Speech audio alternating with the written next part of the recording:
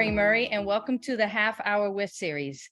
I am a writer and editor, and it is my honor and pleasure to speak with the Emmy-nominated team behind the docuseries, The 1619 Project. Let me introduce Nikole Hannah-Jones, an award-winning investigative reporter who covers civil rights and racial justice for the New York Times Magazine and is the Knight Chair in Race and Journalism at Howard University, where she is the founding director for the Center of Journalism and Democracy. She created the 1619 Project, which launched in the New York Times Magazine in August 2019. And Shoshana Guy is an award-winning showrunner, executive producer, and director. She is the executive producer of the 1619 Project, where she co-directed the race episode. Before her work on the 1619 series, she was the showrunner for the Peabody and NAACP Image Award-winning Netflix series, High on the Hog. Nikole and Shoshana, welcome to the Half Hour With series. Thanks for having us. So Nikole, let's start with you. Take us back to 4 years ago when the 1619 Project launched in the New York Times Magazine, and what was the significance of it? So, of course, the 1619 Project commemorated the 400th anniversary of the first Africans being sold into what would become the United States. So we marked that as the beginning of American slavery. And it was really an unprecedented project at the New York Times that took over an entire issue of the magazine, a special section of the newspaper, as well as a podcast to really argue not only that slavery is foundational to the United States, but that the legacy of slavery can be seen all across modern American life in ways that will surprise most Americans. And it really came out to demand, unlike anything the Times had seen prior to that, except for when Obama won the historic election to become the first Black president. So it's been an amazing 4-year journey.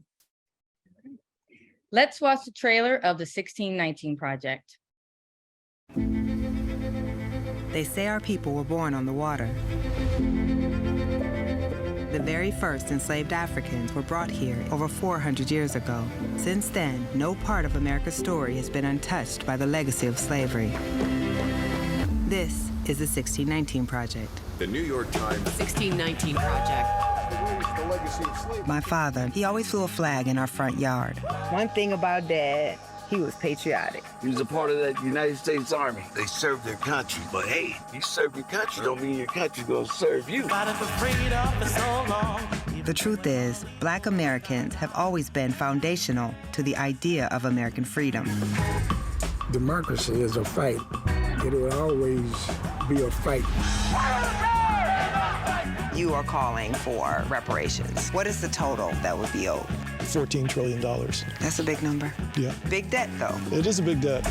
We are still fighting. As long as there's life, we're gonna have hope. When I hear fog, I hear freedom. There are centuries in that music, centuries in that spirit. The 1619 Project, it's not a history. It really is talking about America today. Black Americans' contributions are undeniable. No people had a greater claim to the American flag than we do.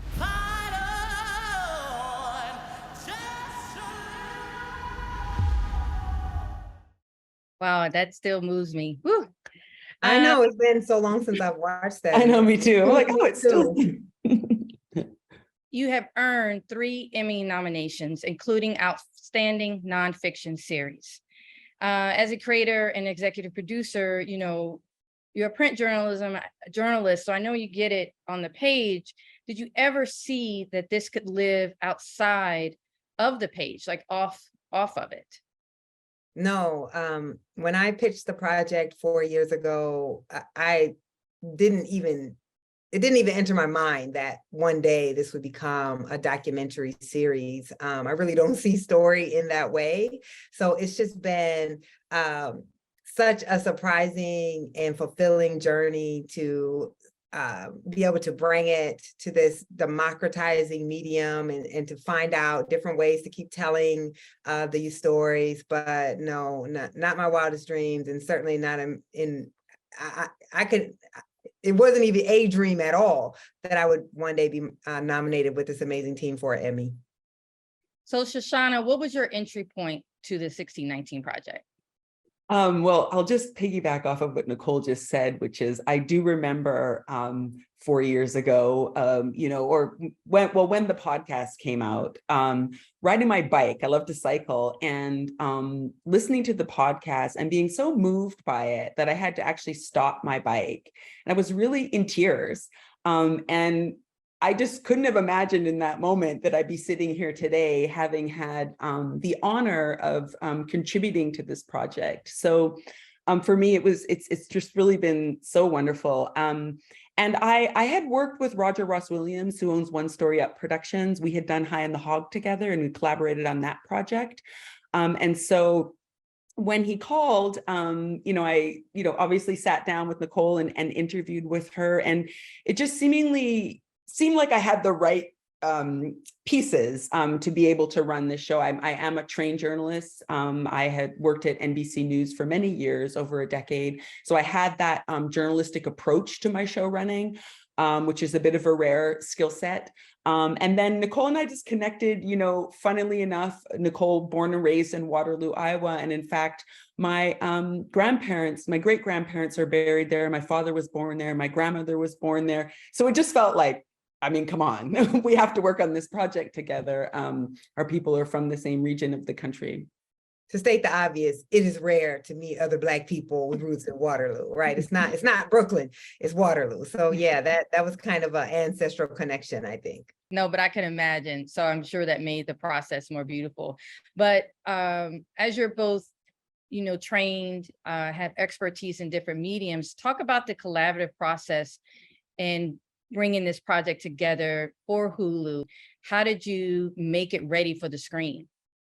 Yeah, it certainly was a process, and collaborative is the word that I would like to reiterate, because it really was a collaborative effort. We just, Nikole and I are sitting here as the faces of it, but we just had such a dedicated team. And I think, one of the first things we did is just to pour over the essays. And actually, in fact, when we were first reading the new iteration of the essays that were for the book, they were still embargoed. So we all huddled we weren't even allowed to send them out. So I printed them off old school style, and we all huddled in my apartment and had a read-in in my house and had a read-in. And from there, it was really a process of knowing what the elements were that we needed. So we knew we poured over the essays to pull out, because obviously the density of it is not going to translate. So we needed to hone in on the key ideas that we were going to then infuse the episodes with.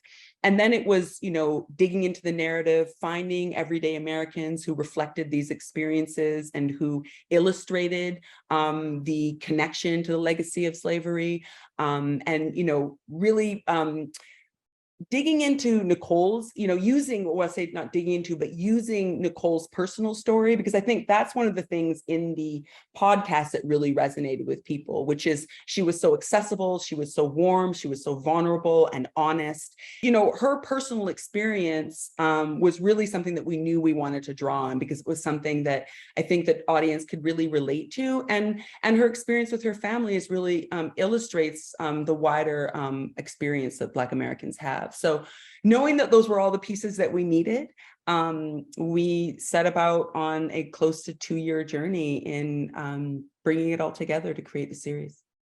And if I could add, for me, for all of us, but especially for me as the creator who's now trying to see this translated into a medium that I have no expertise in, it really was about trust. I met Roger, and we immediately connected over a shared vision and a shared understanding of the gravitas of this venture and how we had to, keep it unflinching. It was really important to me that the people who made this, the people who we paid to make this, were Black. Roger Ross Williams owns one of the few Black-owned production companies. And then the trust with Shoshana that, a lot of times when you try to translate substantial journalism into compelling documentary, right, narrative documentary, it can lose some of the seriousness. It can lose some of, to me, that what made this project, really resonate with people is how much they learned in it. And so there was definitely this, push and pull of me wanting to like put more and more and more information in, and Shoshana being like, yes, but it's not going to work. And me just having to trust her, like, this medium, what we're going to be able to translate on screen, and that when you write something versus when you do it visually, it's not the same. And I just don't think there was ever a moment where we didn't trust each other. So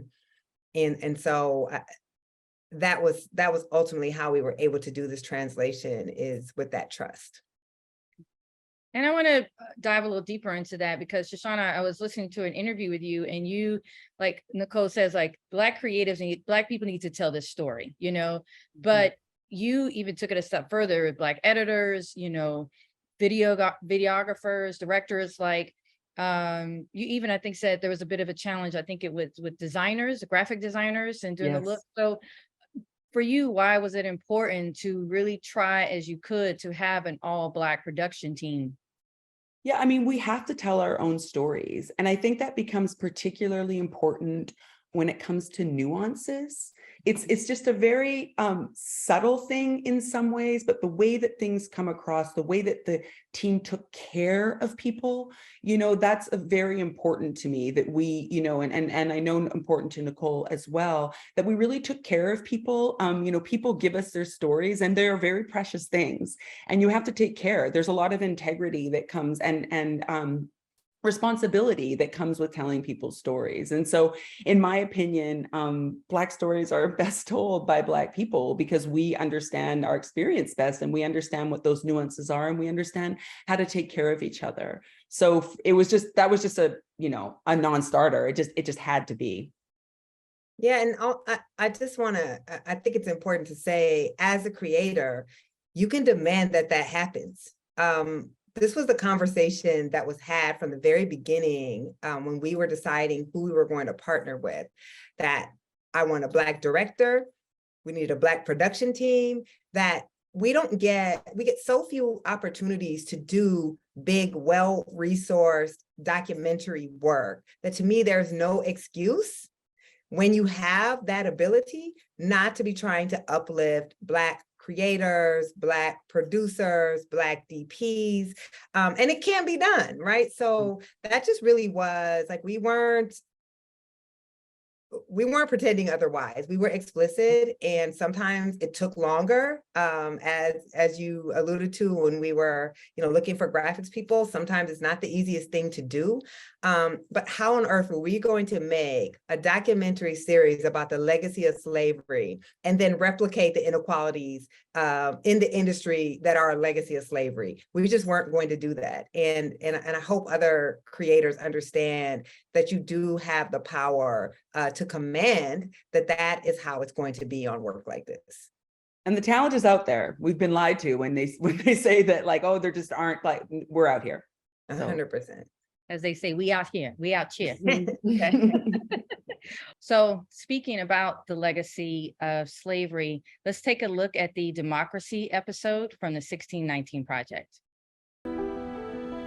The way we are taught our history has a lot to do with how we are supposed to think about our democracy, how we think about who built it and who should benefit most from it. When I was a student in Iowa, for the most part, the America revealed to me in my education, in museums, and in monuments was a white one. And yet my world, my neighborhood, my friends, the aunts and uncles who crowded our home for barbecues and card games was largely Black. I searched desperately to find our people, to find myself in the American story. Except for the occasional passing reference to our enslavement and the civil rights movement, the story of America that I learned made it seem that Black people had not contributed much value to this land. And so for most of my life, I never felt fully American. But then, when I was a high school student, I took a Black Studies course, and Mr. Ray Dow, the only Black male teacher I ever had, gave me a book that told the story of the year 1619, the beginning of American slavery. I remember feeling angry that no one had bothered to teach us that Africans in slavery were here before the Mayflower, and then empowered that our lineage as Black Americans went back that far. I was 15 years old and had no idea how those emotions would fuel a quest for the truth that would shape my life, a quest to understand a country that the history we had been taught did not, could not explain. So Nikole, in this clip, I was struck by the fact that, in rewatching it, you say you didn't find yourself in the America story. And for most of your life, you never felt fully American. And then it got me thinking about that time Michelle Obama. She shared something similar. It was the opposite of the spectrum, and that she said for the first time in her adult life, she felt American. And we know the backlash that she got from that. But you saying it so many years apart, it was like, no, this is some truth to this. So for Black folks, we have been feeling that way. So both you and Michelle basically started voicing what we've already known, what we've already been feeling. But why was it important for you and Shoshana to start the episode speaking those words or speaking that sentiment? Yeah, well, in some ways, that's just the table setting for the entire series, which is one, that Black Americans, of course, have contributed to the society from the beginning. The English settled Jamestown in 1607, and 12 years later, there are Africans on the White Line being sold into the colony. But that history is erased from our kind of collective knowledge, right? We all learn about the Mayflower, but we don't learn about that ship that came a year before the Mayflower called the White Lion. And so it was really important for us to begin the series by saying there's this whole past that happened and we don't know about it. And when you are a Black person in this country, I think Black Americans have always had a deeply conflicted relationship with our country. It's the only country we know. We know our ancestors helped build this country, and yet our country has not treated us as full citizens, as equal citizens. And so we're really trying to tap into that common emotion that Black Americans have, is to be in a country, but not feel of that country, and turn that on its head and say, actually, we're the greatest democratizing force this nation has ever seen, and no one has a right to take our lineage from us. And part of the way we reclaim that lineage is we have to speak about it, we have to learn about it, and we have to acknowledge it. And Shoshana, would you like anything to add? Like, why was it important to have that voiceover, that moment?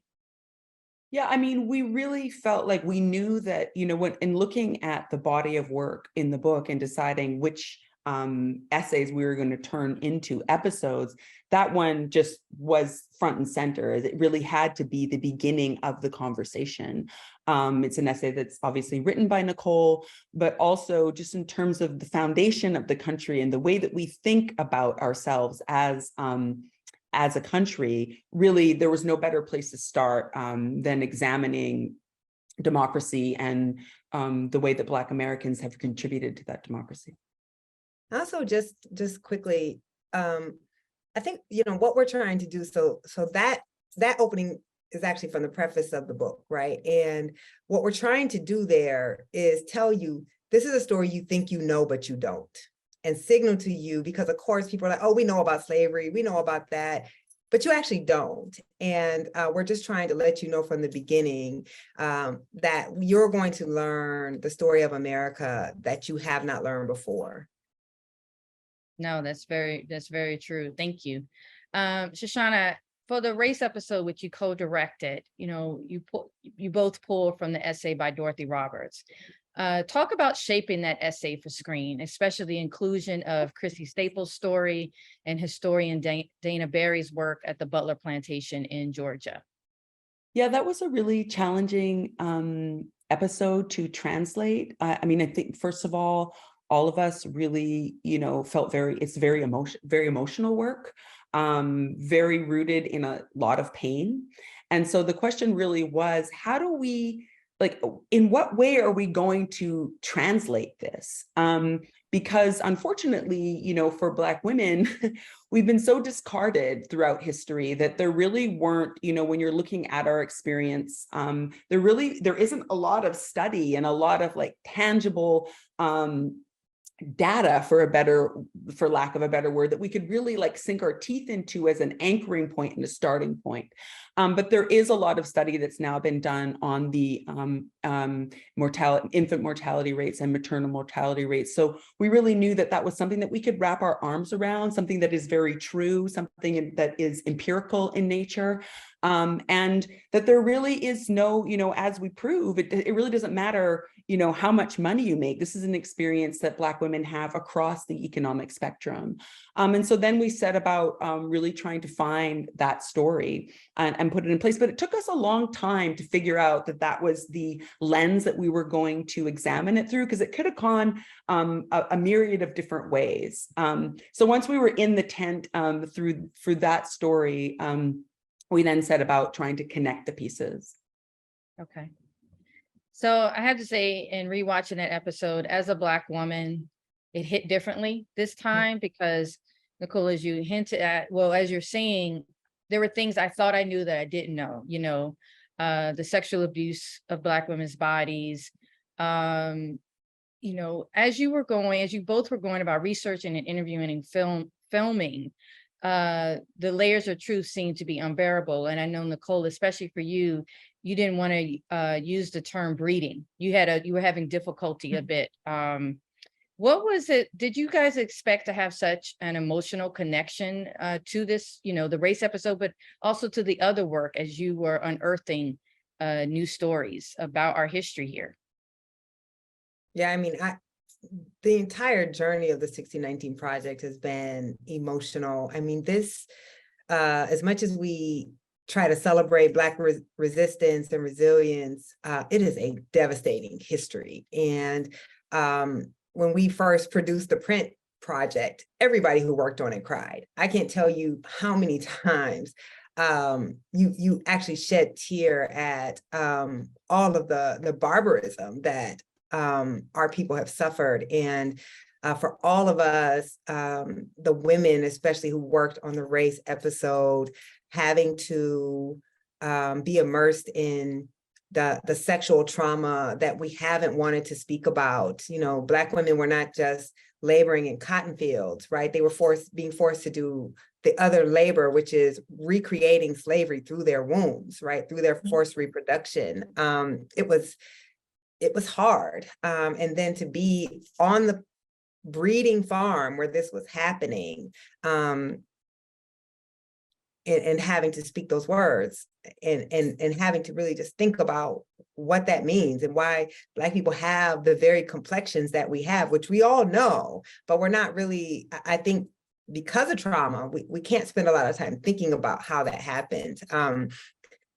It was emotionally taxing and draining, but also why it was so important that we did this episode. I hear from Black women all the time, especially Black women, that this episode resonated so much with them because we don't talk about the particular experience of enslaved Black women. We have erased them from this larger narrative, and yet we're daily dealing with the generational trauma of that. And clearly the story of Chrissy Sample, the way that it plays out in our infant mortality rates and our maternal mortality rates is showing that we still carry that legacy in our bodies. Yeah. Speaking about the people that have come back to you, we have to acknowledge, when this project came out, specifically in the print edition, there was a lot of criticism. But I'm curious now that the docuseries is here and there was so much more elevation and exploration. Have people come back and apologized to say, I got this wrong? Hell no. Oh, that's funny. Yeah, I'm like, a good one. No. They haven't, but I'm gonna paraphrase Beyonce, right? Your best revenge is your paper. So for me, the fact that after everything that's been thrown at this project, all the efforts to discredit this project, that it keeps growing and that it keeps its influence keeps growing, that more and more people are being exposed to it and wanting to be exposed to it. I don't need apology from petty people that that try to discredit the Black American story. What I take heart in is all of the support from so many people of all races, but particularly Black people for this work. All right. And speaking of this work, Shoshana, I have something for you. I did a deep dive of your Instagram. And when this series ended, you said, this team now are friends. Is that something that happens usually on the work that you do when you finish a project? It is. However, I do have to say, I mean, I think that, it's very important in leadership that really you ensure that people feel really heard and feel like they've contributed. And so I always try to do that on any project that I work on, which is to really infuse strong leadership so that people come together and feel really invested in the project. But I think on this project in particular, it was different and special. And one of the things that I keep hearing from people, we are friends. Like, we're seeing each other, we hang out. Nikole and I will go hang out with Naima, Jabali Nash. We'll go get drinks or whatever. And the one thing that I'm hearing from everybody is, I miss it. Yeah, I miss being together. And I think that it was just a very special journey. It was intense. It was under a very, very difficult timeline. And so we were really grinding. During COVID. During COVID, let's not forget that. And the work was, as Nikole pointed out earlier, extremely emotional. Every single member of the staff cried on my shoulder at one point. And there was a lot of laughter in certain moments. And we just really bonded. When you go through something like that, there's a bonding process that happens. And so I think we're all kind of eternally bonded in that way. And I think it was unique and special in a way that I haven't experienced in terms of running teams before. So before we wrap up with the Half Hour With series, I have to ask both of you, for anyone who has not seen the 1619 Project, what's the one thing that stands out that would make them connect to this story? I think it's the personal stories. We come back to MacArthur Cotton, who was a SNCC member of SNCC and civil rights activist during the 60s. And his personal story, I think, is something that really stands out and that people will be moved by. So I would say that is a moment. And also, the reparations episode, which is our call for justice. I think that those stories inside of that episode in particular, the history and the interesting characters that we unearthed in that episode, I think are something special to lean into. Nikole? I would just say, just the innate humanity of everyone that we speak with, whether it's Jennifer Bates in Alabama, a hard working class woman who just wants to make a better life for other hard working class people like herself and is willing to risk a livelihood that she can't afford to risk to do so. To my cousin Shamir, who talks about the experience of working your whole life and never making a livable wage, and how the best economic time of her life was during COVID because people were dying. And so she got paid to stay home, and her tears in acknowledging that. I think it's just that humanity, and that you don't have to be Black to connect yourself to the stories we tell. And that should not feel radical, but because it's so seldom that people who aren't Black can see themselves in our struggle, that the way that you are able to do that in this episode, I think is tremendously powerful. So I'll say it again, this is the American story. It's not the hyphenated story. It's not the segregated story. This is the American story. And if you want to understand America, you have to understand the Black experience. And I think everyone who comes to this with an open mind will come away in some way transformed. Thank you, Nikole. Thank you, Shoshana. Please go watch the 1619 Project, streaming now on Hulu. Thank you both. This has been the Half Hour With series. Thanks for having us. Always great to talk.